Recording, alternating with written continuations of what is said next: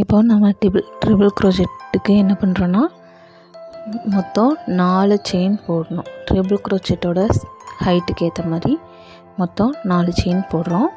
4 chain போட்டதுக்கப்புறம் அடுத்த ஸ்டிச்சில் என்ன பண்ணுறோன்னா நீடில் 2 டைம் நம்ம த்ரெட்டை சுற்றணும். அதுக்கப்புறம் ஸ்டிச்சில் நீடில் விட்டு த்ரெட் எடுக்கணும். இப்போ பார்த்திங்கன்னா நீடில் 4 லூப் இருக்கும். அப்புறம் 2 லூப் வழியாக நம்ம த்ரெட் எடுக்கணும். பாருங்கள், 2 த்ரெட் வழியாக லூப் எடுக்கணும். மொத்தம் 3 டைம் லூப்லேருந்து எடுக்கிற மாதிரி இருக்கும். இதுதான் ட்ரிபிள் க்ரோச்செட். 2 டைம் நீடில் த்ரெட்டை சுற்றணும். ஸ்டிச் வழியாக நீடில் விட்டு த்ரெட் எடுக்கணும். அப்புறம் ஃபஸ்ட்டு 2 லூப் வழியாக எடுக்கணும். அடுத்த 2 லூப் வழியாக எடுக்கணும். அடுத்தது ஒரு 2 லூப் வழியாக எடுக்கணும்.